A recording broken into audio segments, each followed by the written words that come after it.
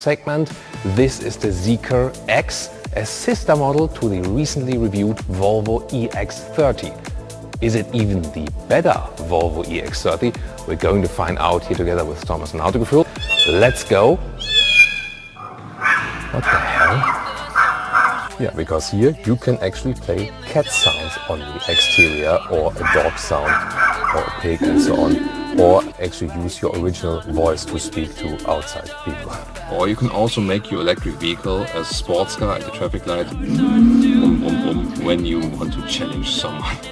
Yeah, you don't have to, but you can use some fun features. But make no mistake, they mean serious business, because at that price point, below 50,000 euros for a fully packed premium compact electric SUV or crossover, this is pretty much unchallenged when it arrives the market now, yeah, next to the Volvo EX30. Let's take a look here at the front. Vertical daytime running light integration, a lot of different angles. They have a European design and development team. They will have a European headquarters in Amsterdam, and here in Gothenburg, Sweden actually. They also have their design studio next actually to, not so far away, the Volvo headquarters and plant. So indeed this European approach is what sets them apart to the other manufacturers that are coming to Europe now. The length is at 4.43 meters or 174 inches. It's a little bit longer, also a little bit longer in wheelbase than the Volvo EX30, but definitely totally comparable. There will either be a rear-wheel drive version with 5.6 seconds in the acceleration figure, or all-wheel drive version, that means like the motor in the rear and in the front, then at 3.8 seconds in the acceleration figure, and that is already performance car alike. And remember, still keeping that very low price. Design-wise here, you can see this is this rather spectacular black roof, so it's kind of like split in this contrasting way.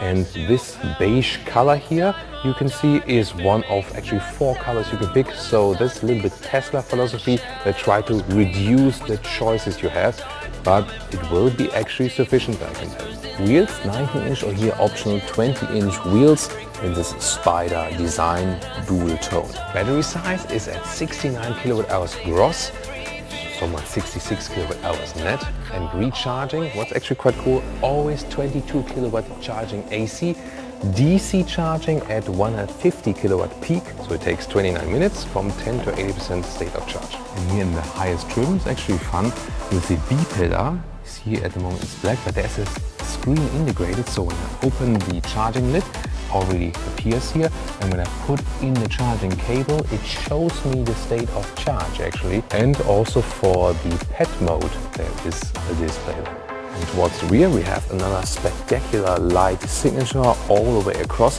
The Zeekr logo is illuminated here in the rear.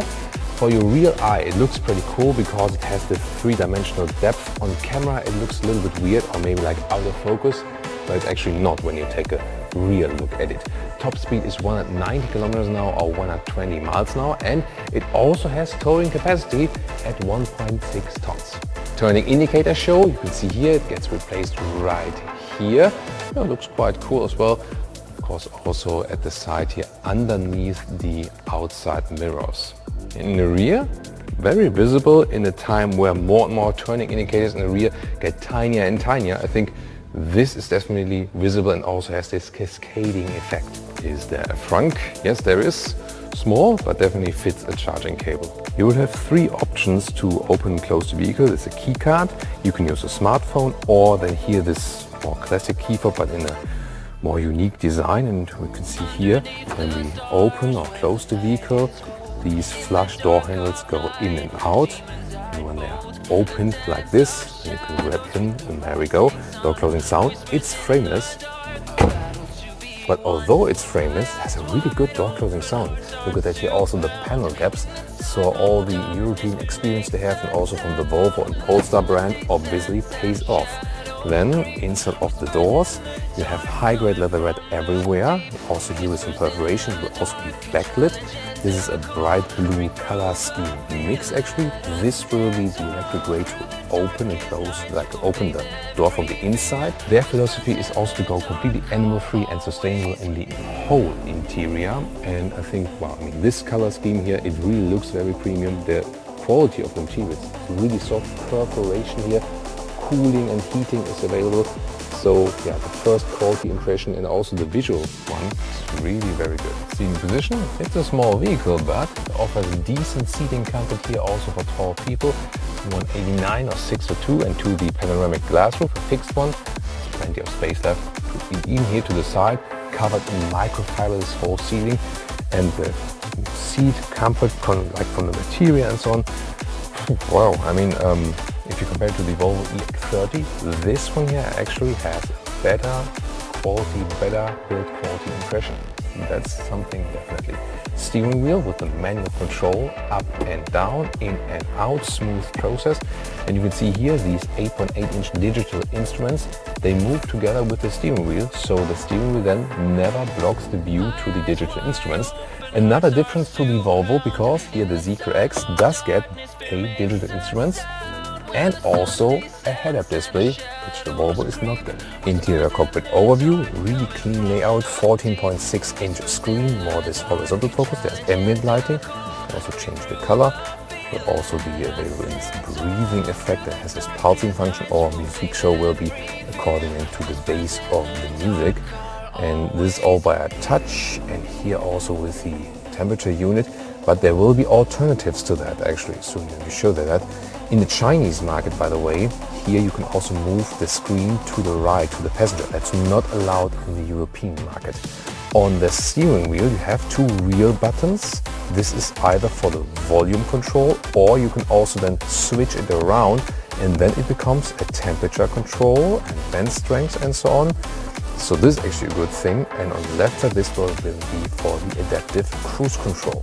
And there we are with the digital instruments, where we can increase the bend strength once again, or the temperature at the steering wheel. I think that's a good compromise solution. I like it also here on the left stalk column for the wipers that you have this structure on the wiper for a better haptic feel. Quick look here at the infotainment system. You have a Tesla-alike control, and yeah, this is definitely inspired by Tesla here on the left side. Then you can set the individual modes for driving and so on. Then you also have like this menu with a vehicle. Then this is the inspired, like this Chinese inspired voice assistant, a little bit more playful. And then you have this app view. You will have Apple CarPlay and Android Auto. You get the Yamaha 13 speaker sound system. In the lower area there's a bag hanger, and this also has this clicking feedback, and 27 watt charger left, and a 60 watt charger USB-C on the right. That's powerful. More space right here. Central cup holder, you can also fold it up. But you can also close this whole unit here. Inductive charging pad here, and then you can also fold up the armrest. Inside of the rear doors, also high-grade leatherette, and even behind, the background, it's super soft. You can really touch it and you feel the feedback from behind. So this is really build quality. We've usually seen that from weeks that twice, triple the price or something. Then the interior and the rear, you can see same design scheme, and look at the floor mats, how they have this nice structure there. Inside is both in the front and also in the rear. But how much space do we still have in the rear? Let's see this, the driver's seat, as I would be driving, and I can still sit underneath it with the feet a little bit close. See here, legroom does work, and also headroom, so this can easily house 4 tall adults, although it's not a huge vehicle. Also with a stamped in structure here, really 3-dimensional structure, you can feel at the back part of the seat. Lower part is also soft with leatherette cover, the top part is hard, but then you have this structure. Can I also sit in the middle part? Also possible, so it can actually house 5 tall adults. The outside seats are of course more comfortable, and this really soft surface here gives you a great comfort also for the rear. So you can see seating comfort and interior space in the front cabin is the emphasis of this vehicle. You can also see nice luxury details, like here the harder element on the seat, but this doesn't disturb the comfort. And also, for example, this little strap with the logo imprint here, where you can pull down then the cup holders, and they are also somewhat adaptive. Also when you put them down and up again, this resonates very well with the quality. So indeed, From the interior build quality, I have never seen a car this high in the quality at that price point. Once again, this illuminated logo, it's not out of focus, it just looks weird on camera. For the rear eye, it looks cool. And underneath there is this button for the electric hatch. Let's press it. There we go. And then it's 360 liters. Doesn't sound much. It isn't much, but you can see here the width is a little bit less than a meter or 40 inches, and the normal length is a little bit less than 80 centimeters or 30 inches. You can also remove this top cover here. You can also fold it from here, just grabbing over, and underneath the cover there is some space left like this, and yeah, way more space for some charging cables. So it is a compact vehicle.